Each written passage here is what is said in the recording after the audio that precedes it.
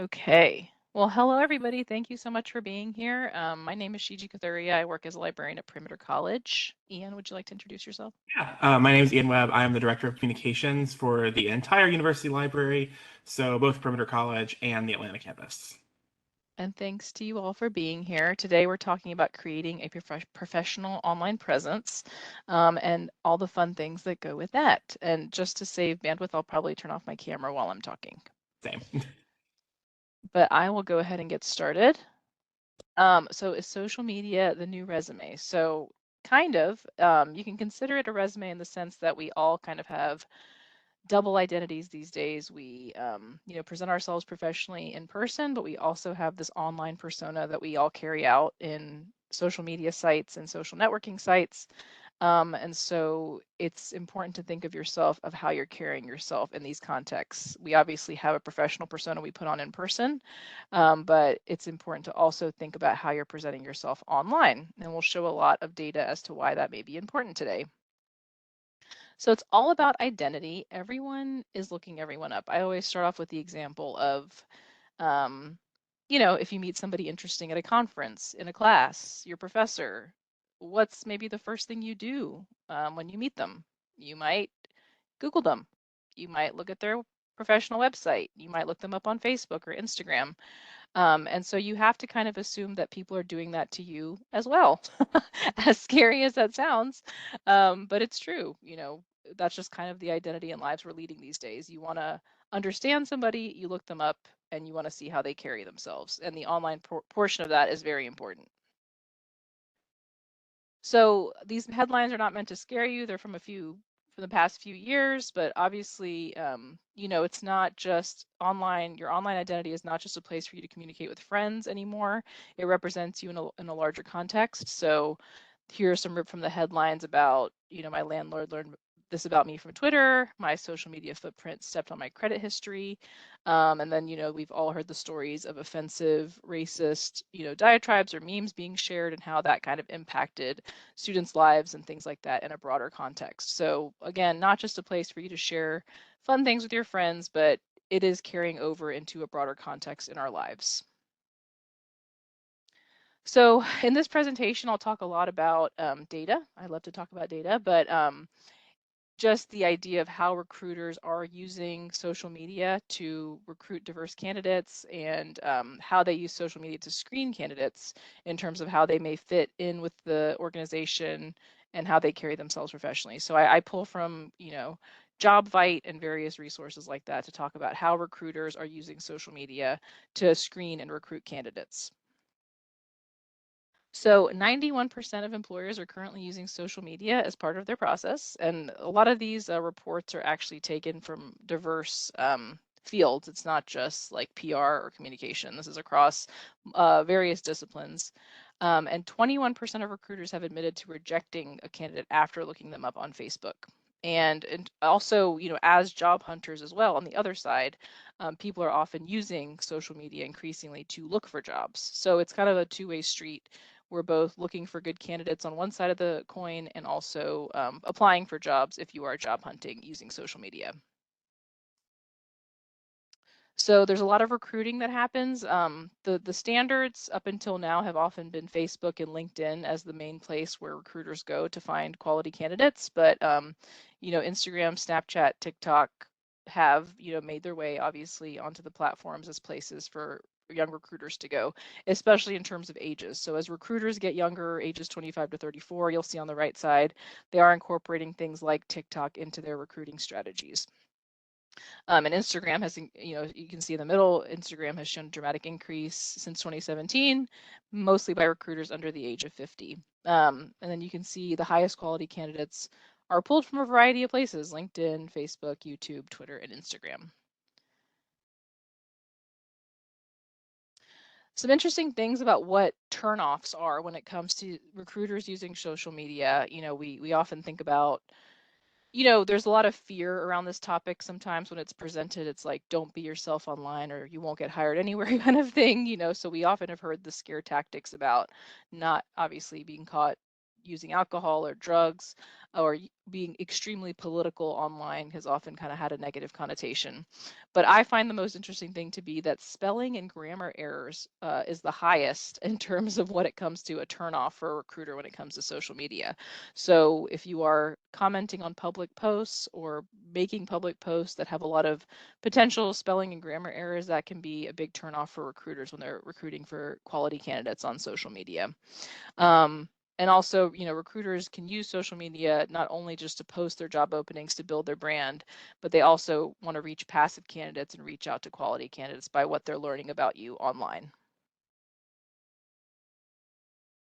So it can go without saying that people are Googling you. So the question is, what will they find? So I often tell the story of when I first kind of started teaching this workshop years and years ago. I Googled myself, and not a lot of stuff that I wanted people to know about me came up. Um, I did terribly in a 5K, and that was like the first thing that came up about me, and all kinds of fun stuff like that um, came up. So I've spent a long time kind of crafting my social media presence and my professional presence. So when you Google my very unique name, only things that I have presented myself professionally about come up. And you can really, and I'll talk a little bit about SEO later in the presentation, but you can really take advantage of strategies using search engine optimization to make sure that you only want the stuff about you to come up when people Google you. And Ian, if you want to talk a little bit about how you've put Atlanta in your Google search, but there are ways for people to, even if we all have our little stalking methodologies. If there are a lot of Ian Webbs out there, you can see in his Google search, he's added Atlanta into his Google search to make sure people are finding the Yeah. stuff about him because he's very clearly tied to Atlanta. Did you want to say more about that? Yeah, absolutely. One of the things that we talk a lot about in a communications field and kind of public relations is the idea of qualifiers. Obviously, Sheeji Kathuria is a very unique name, and there's probably not many of you in the world. Ian Webb is still not a John Smith, but it's definitely way more common. And so when you Google Ian Webb, you'll find there's several of us who do things on the internet. There's a person who's a filmmaker. There's a person who's an insurance agent in Florida, and obviously I'm none of those people. And so you kind of add what's called a qualifier. So that might be Atlanta, that might be communications, that might be GSU, anything that ties to you and how you um, kind of own yourself. And so on the screenshot here on the screen, I do have Ian Webb Atlanta as the qualifier, just to kind of tie in both the university library work that I do here and then also my like kind of personal life stuff as well.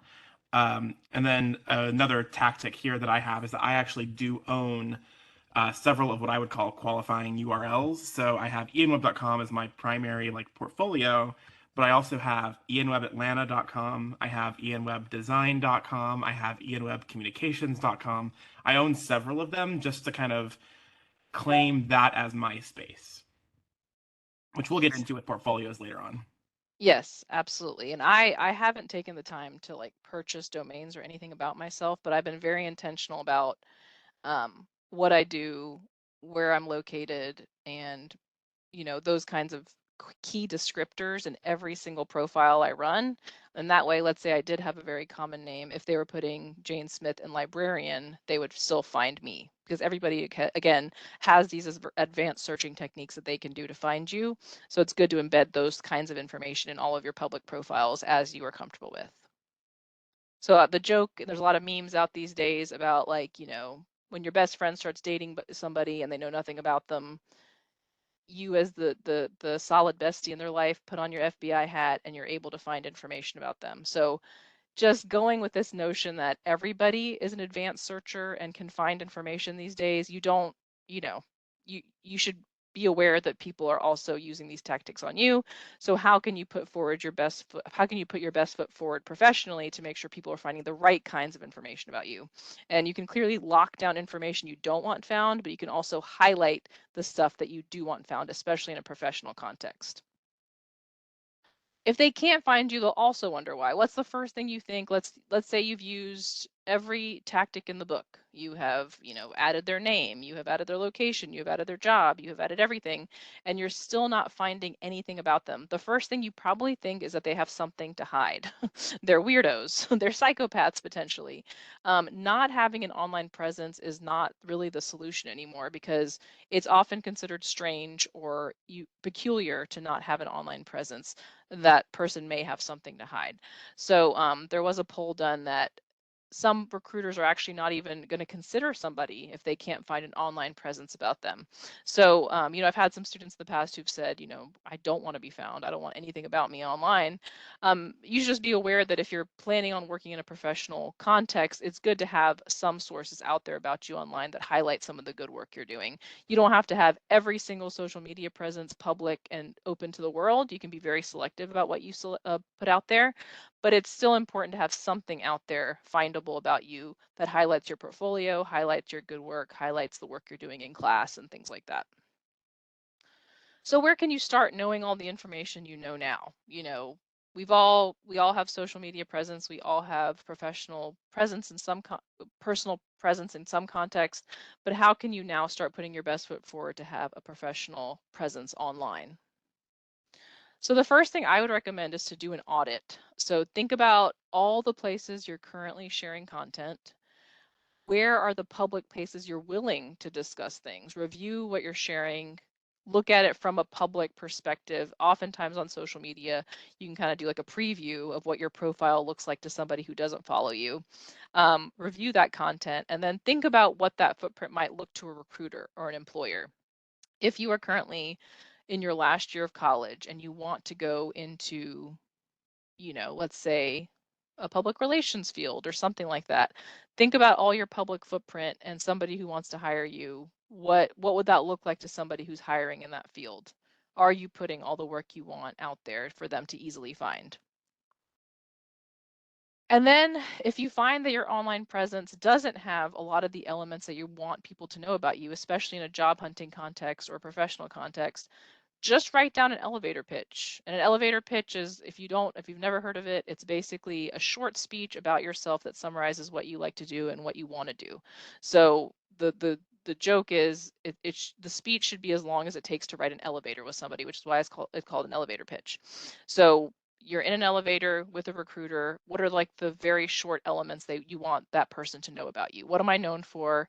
What do I want to be known for? What do I want people to say about me, and what are they saying now? So these are things to question about yourself, especially in a professional way, and then think about your social media presence and maybe to tie the two together. You are an aspiring business MBA student and you want to work in a career in finance. Make sure those elements are in your public social media presence. Not all of your social media presence, not the ones that you just want to keep hidden, but the ones you want publicly out there. Put those elements in those social media presence.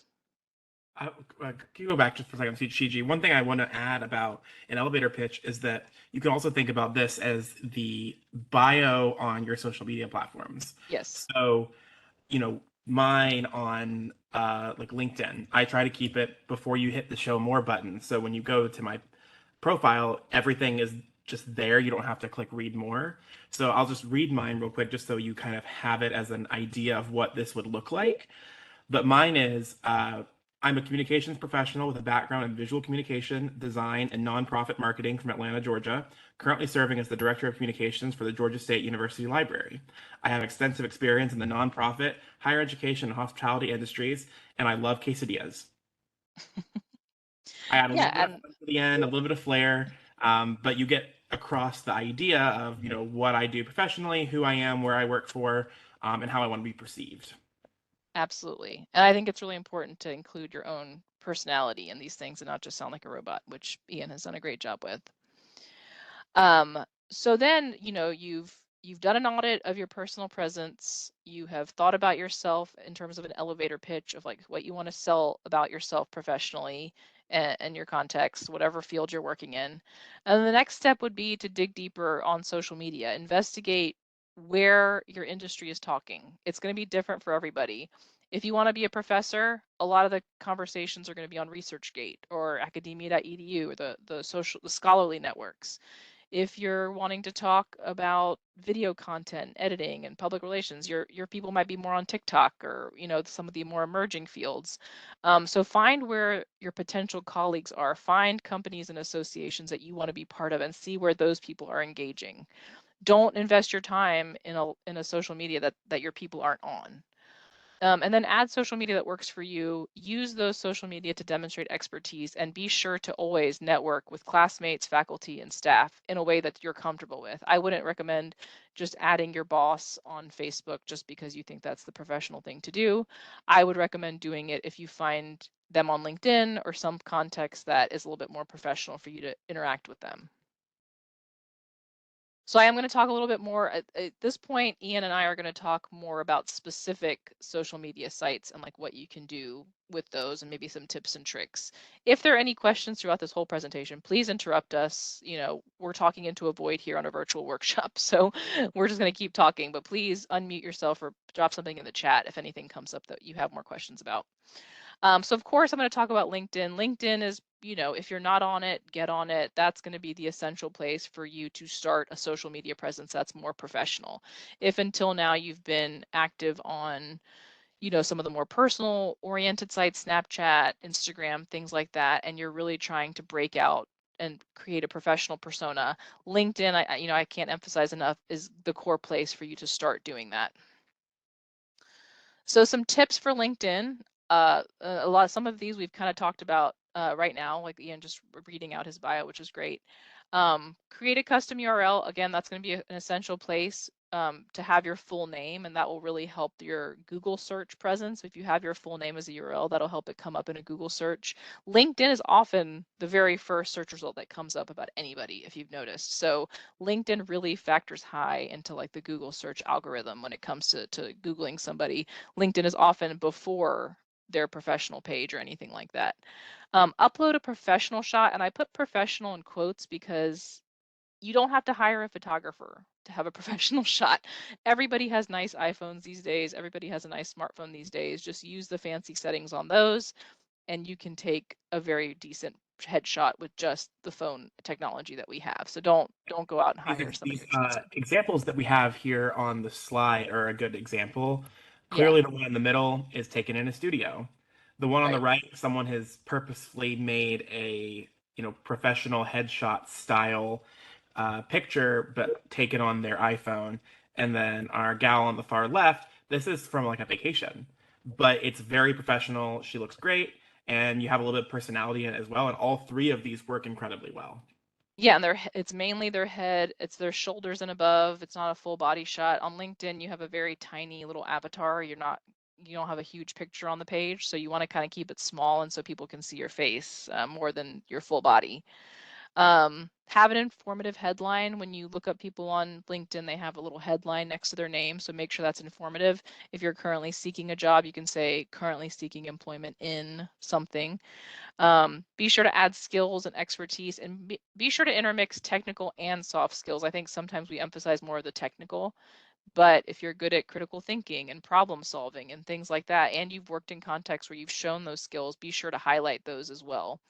Um, when you add contacts, you can add a personalized note to the addition. So if you're adding, let's say, your professor or your boss, they, you know, if they work with a lot of people, they may not know exactly who you are, especially if you're in a 300-person class or something. So just say, I was a student in your class and I really enjoyed it. And this is, you know, I took this semester. So be sure to add a personalized note so sometimes people know who you are in case they don't.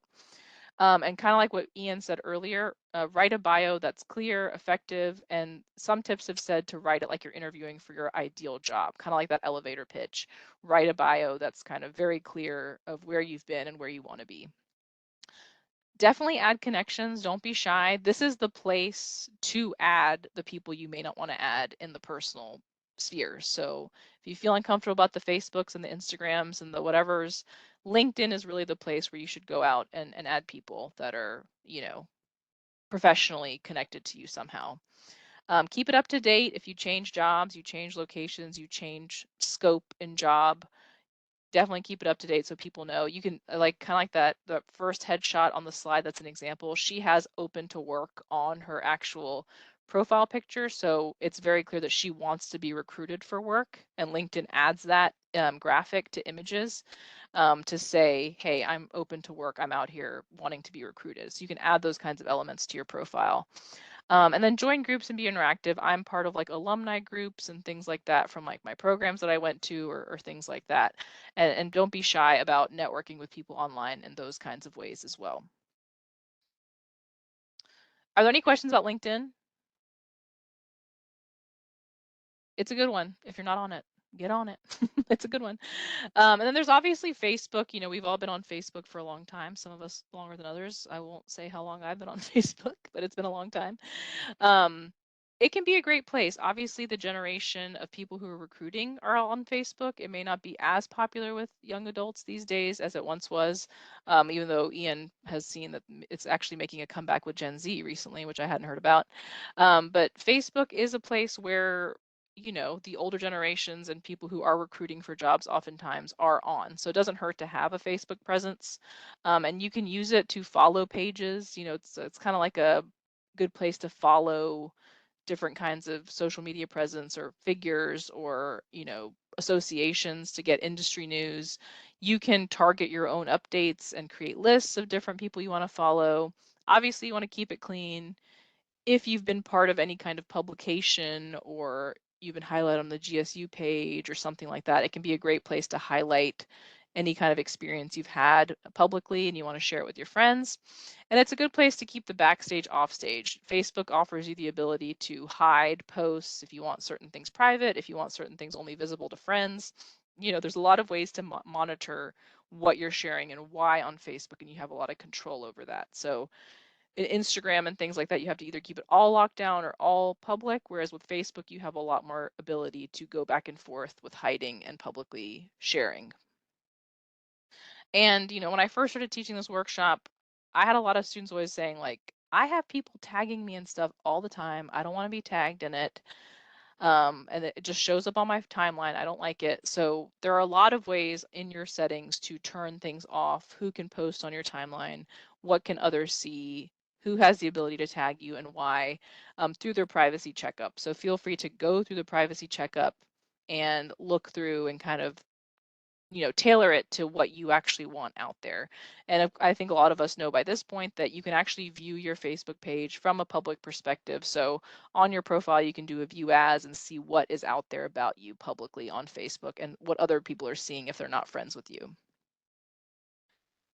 Ian, did you want to talk about Instagram? He's Yeah, the absolutely. Instagram guy. So Instagram is one that pretty much everyone has at this point. And it's kind of probably the one of all of the networks that we'll talk about that spans across most of the generations. Kind of everyone's on Instagram, at least to an extent. Even if you're not posting, you're lurking. If you do have an account, there's two options that you have.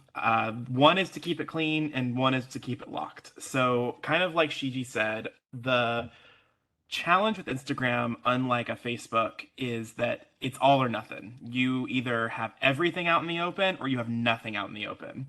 So if you have it locked, when you go to the person's profile, all you can see is their little tiny profile picture, their name, their bio, how many posts they have, how many followers they have, and how many people they're following. That's it. That's all you can see until you are accepted as a follower. Now, if it's open, you can see everything. Every post, every comment, every tag, every Instagram story, everything connected to your name is out there in the open. So you have to make a decision. Do you want it to be open? Do you want it to be locked? I would say the growing trend is keeping it locked. However, there is another part to the puzzle, which is the idea and concept of a Finsta, so a fake Instagram. A lot of people have them. I have one. A lot of, it's not something that we should be, I don't say ashamed of, but it's not something that we need to necessarily hide. But this is truly like for our friends and family. This is the things that you just want certain people to see that you don't want anyone else to see, but you do leave a second profile that's quote unquote your main profile open and just kind of accessible to the world. There's a lot of studies right now that one of the number one dating apps is Instagram, which is not a dating app, but it's acting as if it is one. And obviously, it's hard for that to work if it is locked down and no one can see you. Um, you know, Instagram's a great place to also showcase your personality, showcase your travels, showcase hanging out with friends. It shows that you're a real person. You know, like we talked about way back at the beginning, recruiters do look at your social media. That's just a fact of the matter, and that's something that we have to work with. And if they go to your Instagram, it's open to the public and they see you as a normal human being with, friends, and you're out doing stuff and it's not crazy weird stuff. You just win brownie points in their book. And if you have a second Instagram that's locked down, cool, you can post whatever you want. Vice versa, you can also do the same thing with your Instagram that's locked completely. Just make sure you have a nice professional, profile picture, a nice professional name and bio. Don't put anything crazy in there, and then leave it at be. You know, at the end of the day, this person has found you on Instagram. They're like, oh look, this person's real. They have a web presence with some description, and they say, cool, thanks. Moving on. Those are kind of your two options with Instagram. Keep it pretty keep it clean or keep it locked. We have a question in the comments that says, Instagram, is it better to post videos or photos if you want people to look at you professionally? I think it doesn't really matter, honestly, as long as the content of whatever you're posting is um, quote unquote Appropriate. professional. I use that term very loosely. Professional is a hard thing because it really depends on who you're asking and what that means. For me, professional just means not offensive and generally like morally acceptable. You're not making crazy life decisions on Instagram. But yeah, no, I think videos, photos, it's all fine as long as the content of them are good.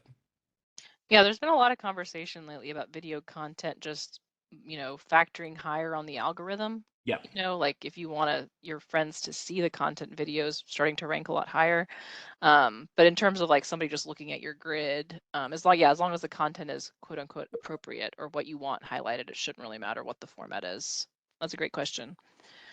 And I've noticed, maybe it's since Instagram was bought out by Facebook or something, but Instagram does factor pretty high also in a Google search. If you Google somebody and they have a pretty public Instagram presence, it does come up as like often the second or third result about somebody.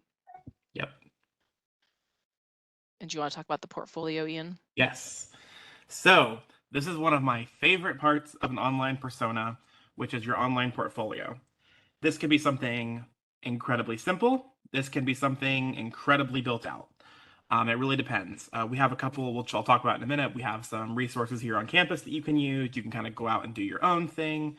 So think of an online portfolio as your virtual resume. This is the thing that exists on the internet that anyone can find. Instead of applying for a job where you have to give them your resume, think of this as something where someone comes to you to find out who you are. So this is somewhere where you would kind of tell the internet who you are, kind of give that sales pitch we talked about earlier on, like kind of have your elevator pitch ready on the front page or a bio page or whatever you want to do. And then depending on what you do, display some of your best favorite work, some projects you've worked on. If you've worked with clients, put them on there. Talk about some of the classes you've taken as a student. Um, and it also then becomes a landing page that you can direct people to.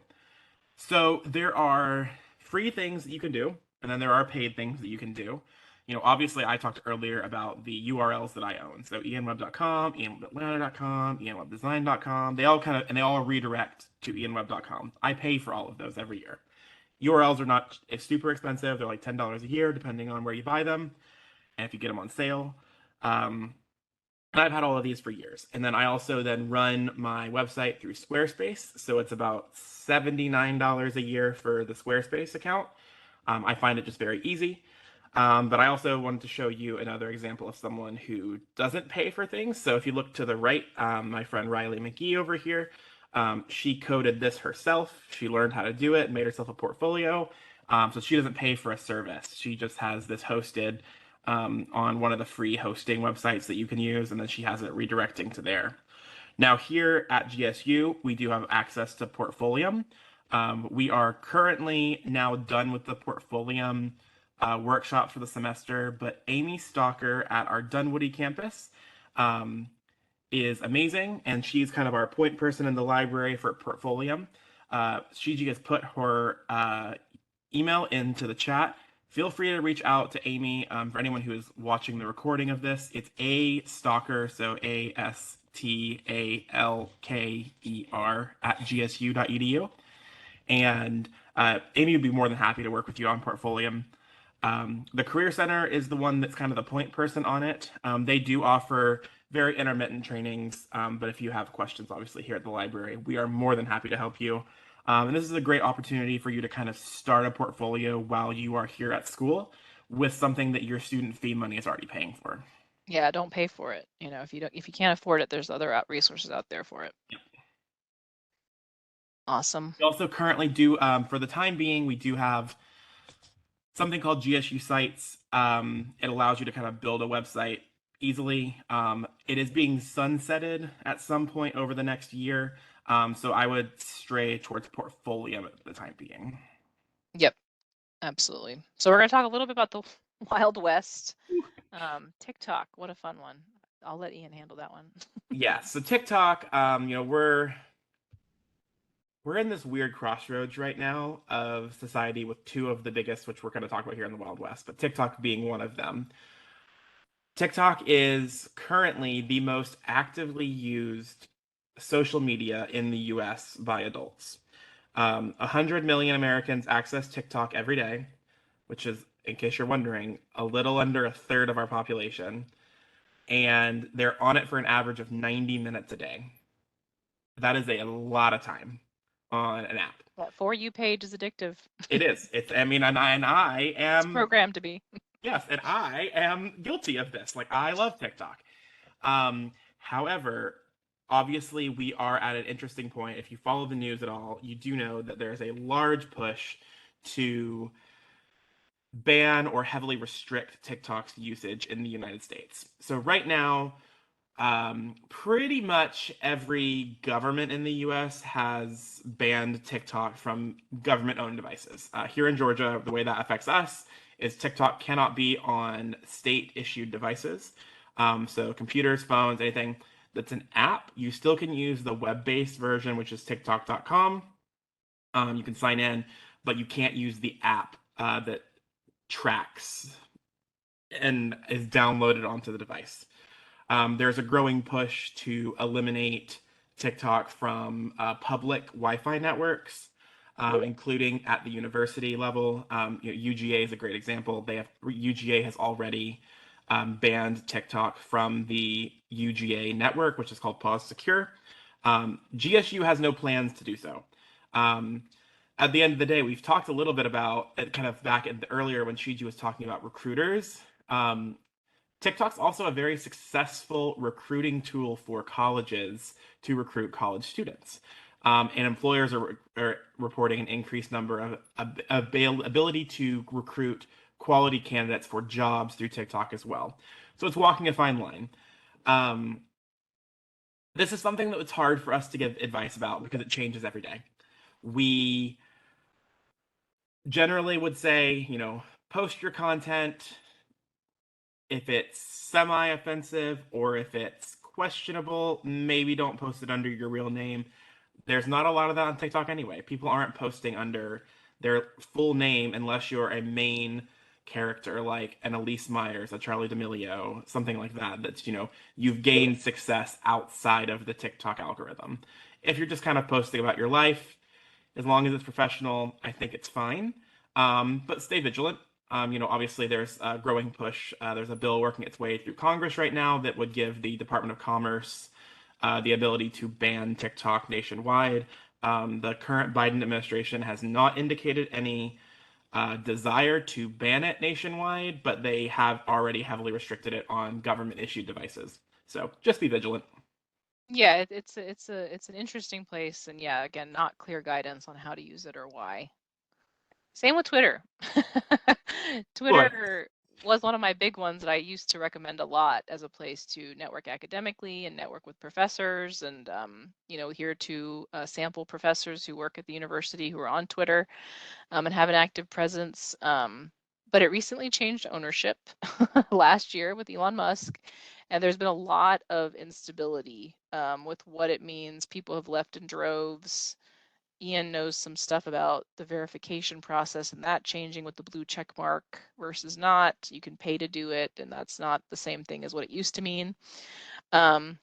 So it is a place that still some academics are still on and are still networking, but it has really lost a lot of credibility, I would say, in the past year or so of what it means. And there's like Twitter developers who are being fired, they're not sure what's happening with their jobs, and all kinds of things that are just a little bit more unstable about Twitter than it used to be. I don't know if Ian had anything to add for that. Again, it used to be the place I recommended building community and following conference hashtags and communicating with people. I actually used to have a hashtag affiliated with this workshop, and I would network with people on Twitter about this workshop and things like that.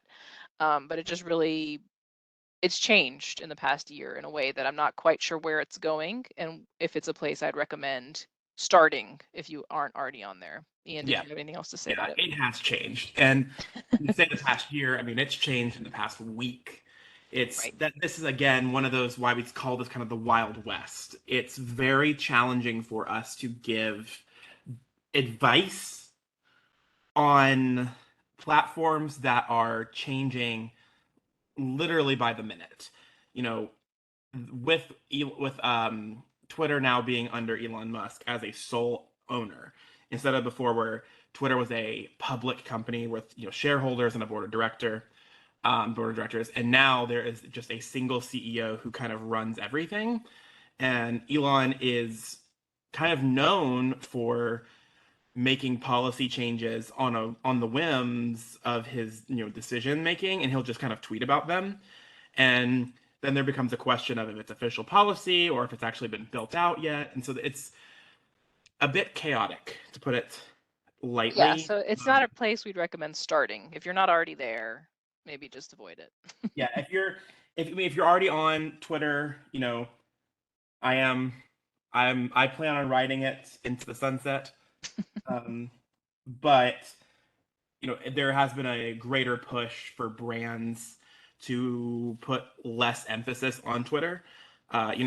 Twitter has made it a bit more challenging for brands to use um, from an advertising standpoint, from a connection standpoint, and then also from at an enterprise level as a Twitter account. Previously, Twitter had a great relationship with businesses. They had a whole Twitter for Business section. Since the takeover, that division has been completely eliminated. There's no one left working in that division, and now it's a higher emphasis on the individual user, but how that works on a day-to-day basis is a bit questionable depending on the day. Yes. So the goal is to just look for guidance from your profession. And again, it's just changing daily, but see where your campus leaders are, see where your associations are, what social media presence are they pushing, what are the companies in your field, where are they sharing their social media presence. Look to where the people you want to be like are and see kind of what social media presence they have. Again, we're all out here stalking everybody, so you know who who's where, right? So look for where the campus leaders are and things like that.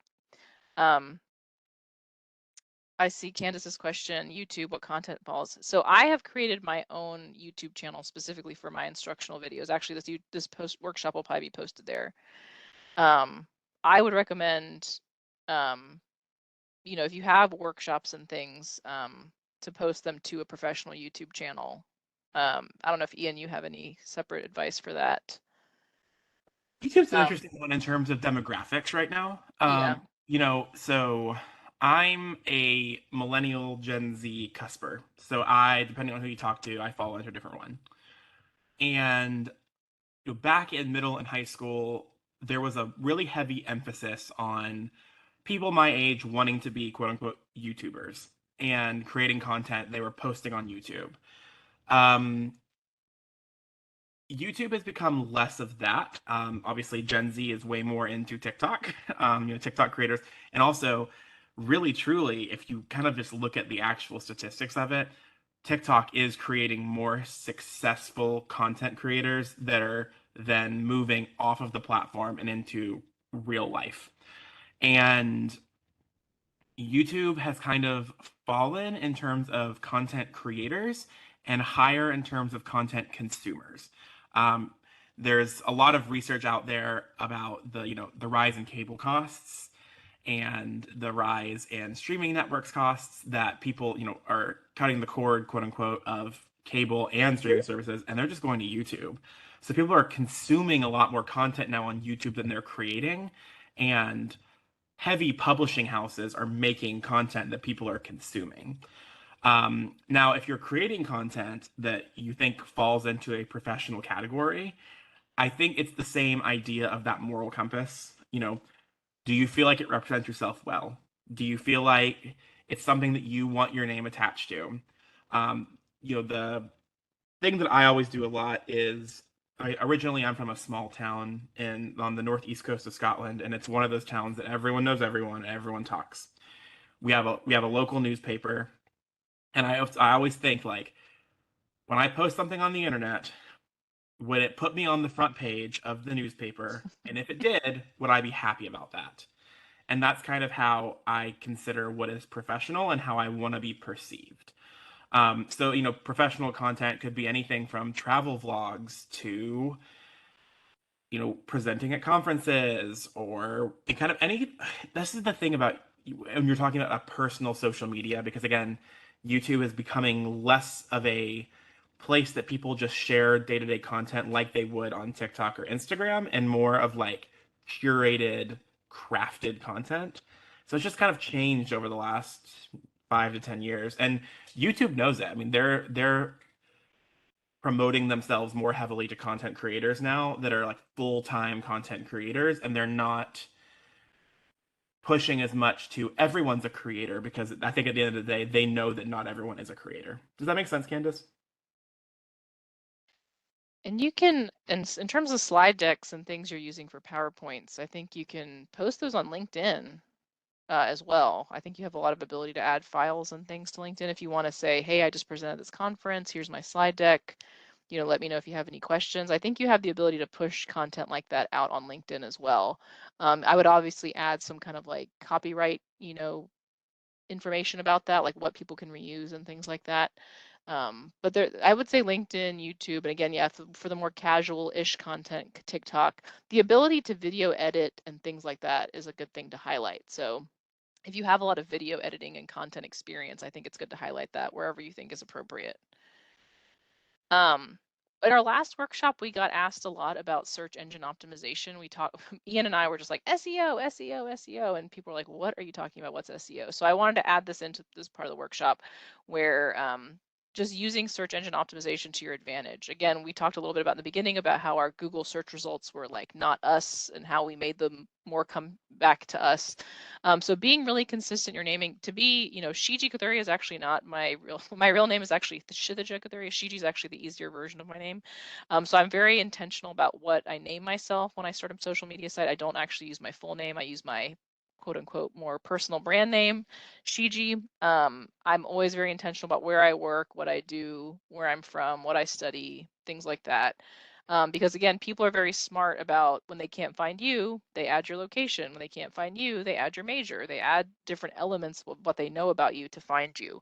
So it's important to embed those kinds of information in your own bios, in your own highlights, in your own headlines, so people can find that information about you when they're looking for you.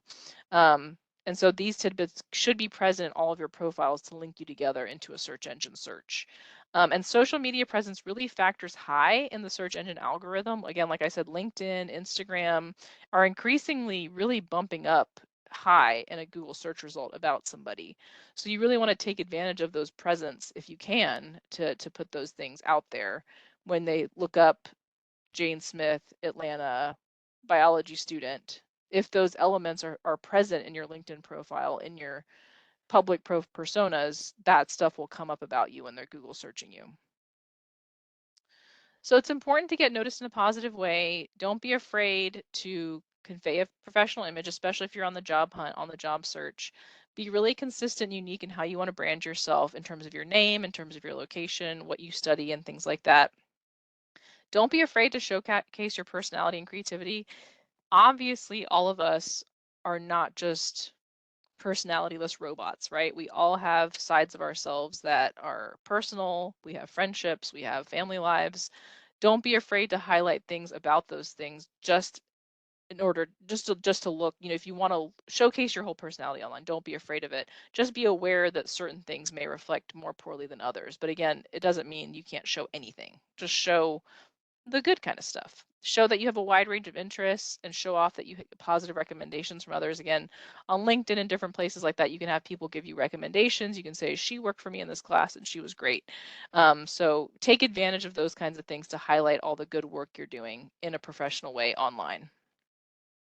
So a to-do list for today: investigate privacy settings, Google yourself. If you've never Googled yourself, I highly recommend doing it.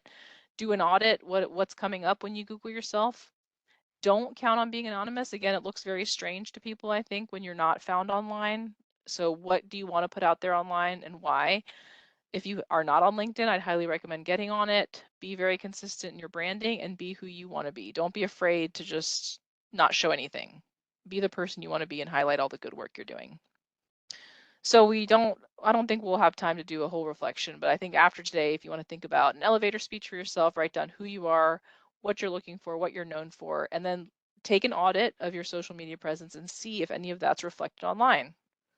If I were to pull you up on Facebook right now, would I see what your job title is, what you study, that kind of thing? And if you don't want that found, sure, but if you do want that found, make sure that is being highlighted appropriately. So that is about the end of our workshop. I'll drop our emails in the chat if y'all have any follow-up questions. We are recording today's workshop, and I think I will export it to my YouTube channel. Oh, speaking of which. So I'm happy to send the link out to y'all and the others who registered for the workshop. But are there any other questions in the meantime? And Ian, you're muted in case you're talking and I've talked over you. No, I'm not. I was letting you talk. Thank you, Candace, and thanks to all who attended. That's about the end of our workshop. Yeah, if you don't have any questions, you're welcome to log on out.